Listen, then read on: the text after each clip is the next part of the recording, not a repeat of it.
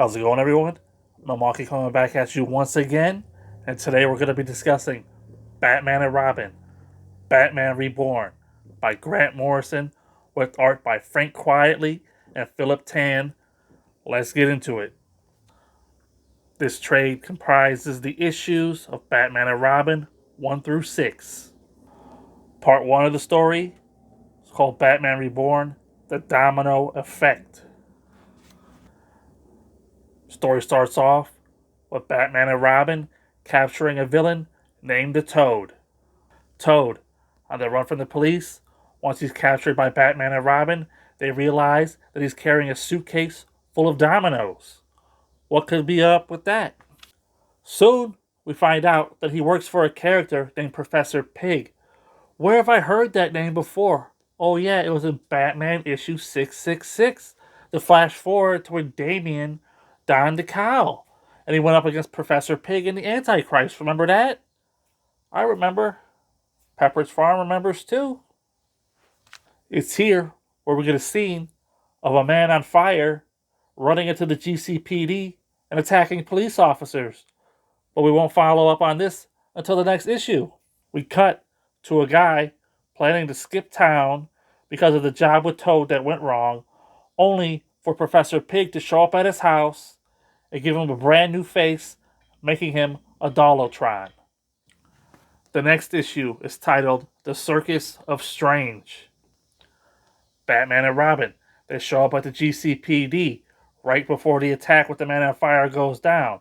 Although Gordon and the cops are suspicious of this new Batman and Robin because they realize it's not the same guy under the cowl. It's here where the attack by the circus freaks starts going down on the GCPD, and Batman and Robin have to prove their worth by going to take him on with the aid of the police officers. In the scuffle against the Circus of Strange, Toad mysteriously happens to die, but Batman finds that he had a domino in his pocket. Again with the dominoes. What's going on with that? Due to the way Robin conducted himself in the battle of the GCPD, Batman and Robin, they have a falling out.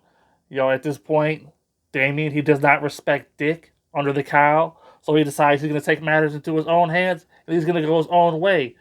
And Dick, being mopey, has to get a pep talk by Alfred, and he tells him, Dick, you're from a performer's background. Instead of trying to be Batman, why don't you just play the role? And it sort of shifts Dick's mindset and helps him out, further when he dons the cowl.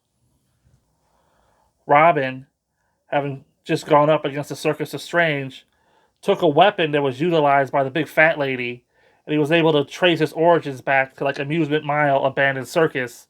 And it's here where he discovers that the daughter of the guy who was made a Dollotron at the end of the previous issue, named Sasha, she's in trouble. She's about to be made a Dollotron, and right before Robin can save her, Professor Pig shows up and captures Robin. Pig sets off bombs throughout Gotham. That's what ends the issue. Issue 3 is titled Mommy Made of Nails. Dick Grayson, inspired by Alfred's pep talk, is back on the streets and he's interrogating the fire circus freak, the guy who's on fire, and he finds out Professor Pig's plans and his whereabouts. It's here where Robin comes to after being knocked out by Professor Pig in the last issue, and he takes on Professor Pig and all the Dollotrons there at the circus.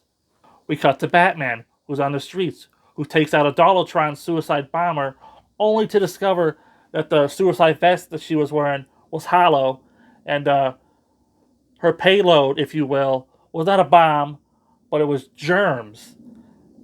I know, it's a little crazy, but you gotta stick with it and hear out the rest of Professor Pig's plan. So Batman goes to the Amusement Mile Circus, he ends up saving Robin, and they both take out Professor Pig. The circus is burning as a result of Damian's fight with Professor Pig.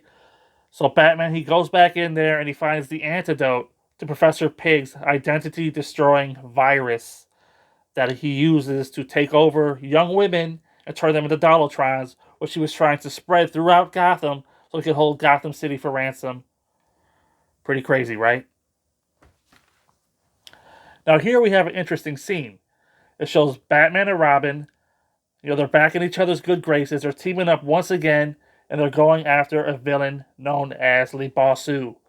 And I talked about this scene back in my Batman RIP review because that book started off with Batman and Robin being back in action. And we didn't realize at the time that it was supposed to be, Dick Grayson Batman and Damian Wayne Robin because the way it was framed. And then that scene also took place, I guess, like if I recall, at the end of the book. But here we see it again. So it's like the timeline is like catching up or something. Or I could be wrong. Who knows? But I feel like something's going on here. I feel like it's a timeline catching up because there was like a 6 month gap, if you recall. And it's here where we get a scene of Alfred. He's cleaning up, the apartment in Wayne Tower, and it pulls back, and we see some feet on the adjacent building, and we realize that Alfred is being watched. Who could be watching Alfred? And it's here at the end of the issue where we cut to the hospital, and the one surviving doll, Ultron, named Sasha, who Robin saved, is shown to be killing the other Dollatrons in the hospital. And before the GCPD can move in on her, she gets saved unexpectedly by a character named Red Hood. Jason Todd, back in action. Now it's here where we get the second story arc titled Revenge of the Red Hood, art by Philip Tan. Issue 4 of Batman and Robin, Part 1, is titled Red Right Hand.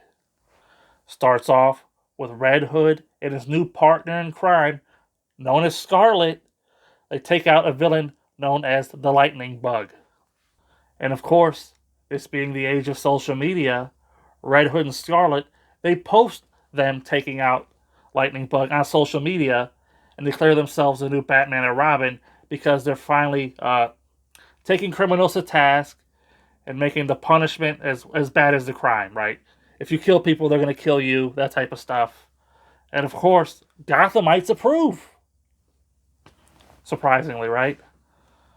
Batman and Robin, that's the old way. Red Hood and Scarlet, this is a new war on crime. And the people of Gotham, they surprisingly approve. It turns out that Batman and Robin were also on the case of the Lightning Bug, but they got there too late and they find Red Hood's calling card.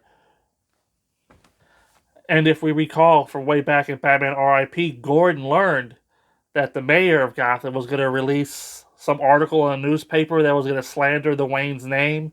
And it turns out that that paper was released, and that is partially explaining Bruce Wayne's absence in Gotham at the moment. So it's here where we cut to Dick Grayson attending some fundraiser for the police. It seems like these are going on in every Batman trade that I read these days. But it's here where he is introduced to Oberton. Wait, let me get his name right.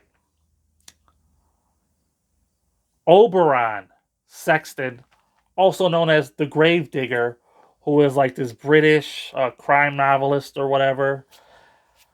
Really mysterious guy, dressed from head to toe in all black, black mask and everything. I wonder who it could be.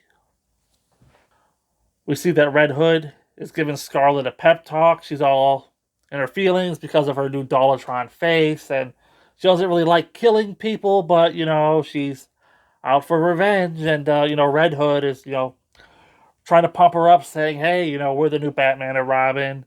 This is what has to be done. No one's got the guts to do it but us. That type of stuff. So it's sometime later, and Batman and Robin, they're on a rooftop. They're staking out a meeting of gangsters in Gotham, and Red Hood and Scarlet, they show up and they massacre them. And of course, Batman and Robin, they swoop in, and they get there just in time because Red Hood is about to kill the Penguin. And the Penguin, he's being shielded by Batman and Robin because Batman and Robin don't kill. And Scarlet, she's videotaping on the phone, and she's going to upload the footage to social media saying that, the new Batman is protecting criminals. What's up with that? The next issue is titled Revenge of the Red Hood. The issue starts off with a quick recap of who Scarlet is. Turns out she's Sasha from the previous arc where her father got taken out by Professor Pig, and they were both kidnapped and made Dolatrons, but only for some reason Sasha didn't become like brainwashed by the virus that Pig was using, so she was able to retain her own mind. Yeah, she got this Dolatron face that's melded to her own face, and it's ugly. And so we get caught up on who she is at the beginning of this issue, as if we didn't already know. Batman and Robin, and Red Hood and Scarlet, they have a quick scuffle here, and Batman and Robin ultimately let Red Hood and Scarlet go. And we learned of a character named El Penitente who is coming, apparently. But first, he's sending his hitman Flamingo. And this hitman Flamingo, he's got his targets set on Red Hood and Scarlet because of the massacre they just did to all those gangsters that were working with El Penitente. Red Hood and Scarlet, they go back to Gotham General Hospital, where they're going to finish the job that they started at that massacre because one guy survived. Senor Santo. And here Batman and Robin show up, and Red Hood and Scarlet beat them and capture them. And that's how the issue ends. The final issue collected here is called Flamingo is Here, because the Flamingo is indeed there. Red Hood and Scarlet, they got Batman at an unknown location with Robin, and they're tied up and they're unmasked. And Red Hood broadcasts to Gotham that if they receive 1 million phone calls to a special hotline, that they will reveal the identities of Batman and Robin to the world. And of course, it shows people of Gotham calling up the hotline, but before they reach the 1 million calls, Batman and Robin, they just happen to escape right in time to help Jason Todd and Scarlet take on Flamingo, because Flamingo is on the scene and he's pretty brutal. In fact, Flamingo in this fight is so brutal that Robin ends up paralyzed from the waist down as a result. Red Hood ultimately defeats Flamingo by dropping him off like a cliff with some construction equipment, like a backhoe or whatever, and burying him down in this pit. Gordon shows up and arrests Jason Todd. Scarlet flees Gotham, and for some reason her Dolatron mask melts off her face when she gets in the sun or something. I don't know exactly what's up with that, but she's leaving Gotham anyhow. And we get a brief scene with the return of who I believe to be Dr. Hurt. We only see him from behind, but with that mask he's wearing, it can only be him, right? He calls Oberon Sexton and tells him what his new orders are going to be, setting up what's to come in the next volumes of Batman and Robin. As for my thoughts on this volume of Batman and Robin, I thought it was a little strange, to be honest, but then again, that's Grant Morrison for you. It really seems different from what his work previously. The 3-issue story arcs, they go by pretty quick. I enjoyed the art by Frank Quietly, even though his art's maybe a little bit too detailed. Everybody looks like ground beef, if you know what I mean. Philip Tan's art on the second story arc wasn't bad, but when you look at it, I don't know. I just think of like oily grease. I don't know. It's got this greasy style, which makes some panels look excellent. I'm not gonna lie, but others they just look off. As far as the storyline, those Batman and Robin, they're bickering. This is their first job together or whatever. They're not getting along. Damian doesn't respect Dick because But then again, that really only comes through in Grant's work because everybody else has been writing him as like a nice team. But if you want the real Damian, you got to go with Grant Morrison. He's always writing him as the asshole he is. So that's enjoyable.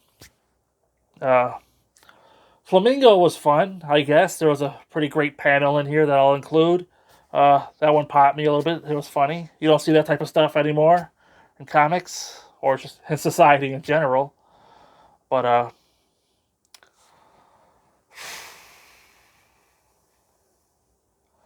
the Oberon Sexton guy, he's kind of out of left field.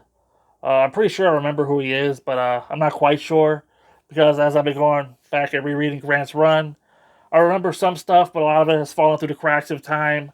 And so I'm really enjoying the reread, obviously. And yeah, I'm pretty sure I remember who he is, but I'm not quite sure. So we're just going to have to keep reading on to see.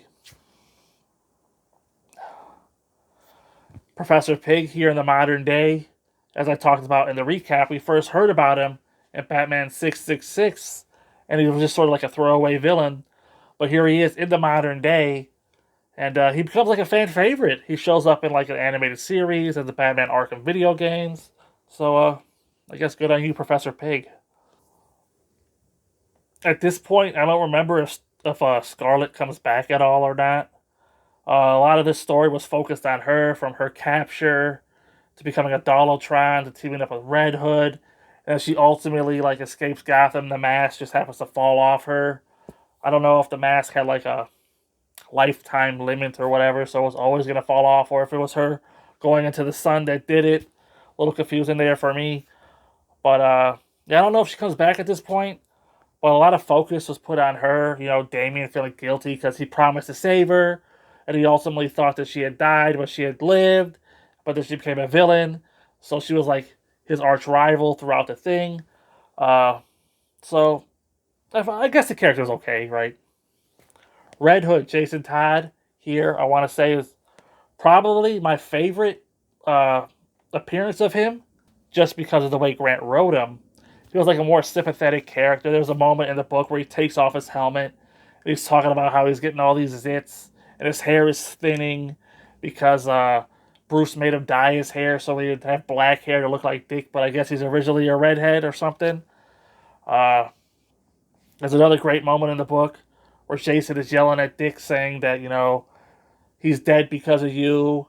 You could bring him back. All you need is a Lazarus pit. Like, what are you waiting for? Why don't you bring him back?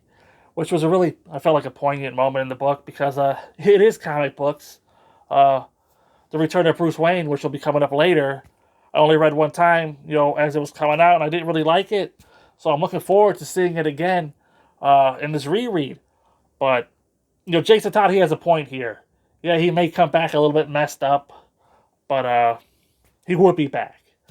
And it's one of those things where, you know, with death in comic books being like not really serious, it's like, well, why wouldn't you use the Lazarus Pit, you know? So we'll see what happens with that. But like, he made Jason Todd, like, for the first time, like, sympathetic, at least to me.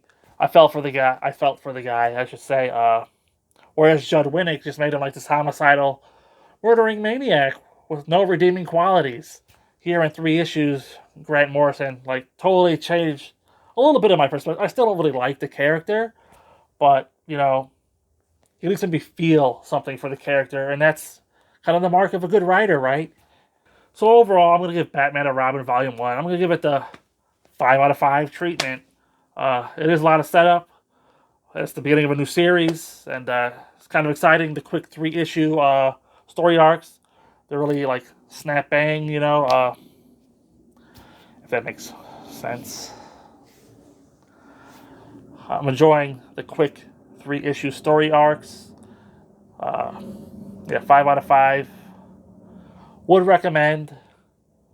And until next time, I'll see you there.